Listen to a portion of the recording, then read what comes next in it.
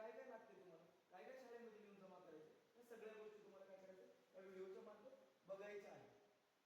तर बघा, ऑनलाईन अर्ज प्रक्रियेत फक्त एकच टप्पा आहे.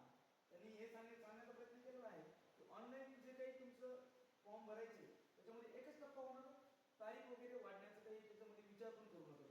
कारण कसं असते, काही नियम असतात आपण कशासाठी बसतो, आपण म्हणतो की तारीख वाढल्याच्या नंतर आपण काय करू, पुन्हा त्याच्यानंतर विचार करू.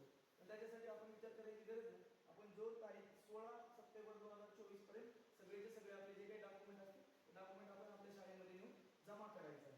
तर नंतर बघा, उमेदवाराची स्वाक्षरी. आता तुम्हाला काय करायला लागणार, तुम्ही काय करायचं असं आहे, जसं तुमचं A4 साईजचं जे काही तुमचं डॉक्युमेंट असतं, जे A4 साईजचं डॉक्युमेंट आहे, A4 साईजच्या डॉक्युमेंटवर काय करायचं, तुमची एक सिग्नेचर करायची, म्हणजे तुमची सही करायची आणि त्याच्यानंतर तुमची सही झाल्याच्यानंतर तिथंच बाजूला कुठेतरी तिथंच बाजूला A4 साईजचं मोठं कागद असतो, असं A4 साईजचं एवढ्या प्रकारचा कागद दिलेला असतो.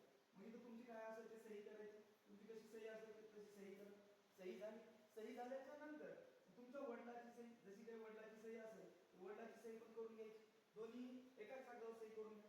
त्याच्यानंतर उमेदवाराचे आधार कार्ड, उमेदवार म्हणजे तुम्ही स्वतः, तुमचं स्वतःचे काय करायचं, स्वतःचं आधार कार्ड, तुमचं जे काही आधार कार्ड असतो लहानपणीचं जे तुमचा फोटो असतो त्या आधार कार्डवर, ते आधार कार्ड तुम्हाला काय करायचं, आधार कार्डचे झेरॉक्स, आधार कार्डचे झेरॉक्स काढून ठेवायचे, आधार कार्डचे झेरॉक्स घेऊन जायचे. त्याच्यानंतर उमेदवाराचे छायाचित्र, उमेदवाराचे छायाचित्र म्हणजे तुमचा फोटो, तुमचा जे पासपोर्ट फोटो असतो, पासपोर्ट साईजचा जे फोटो असतो, पासपोर्ट साईजचा फोटो, आणि तुम्हाला काय करायचं, एवढे सगळे डॉक्युमेंट घेऊन तुमच्या शाळेमध्ये तुम्हाला काय करायचे, जमा करायचे. जर हा व्हिडिओ आवडला असेल तर चॅनलला सबस्क्राईब करायला विसरू नका.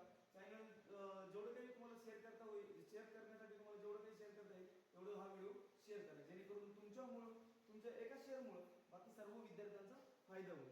ओके, धन्यवाद.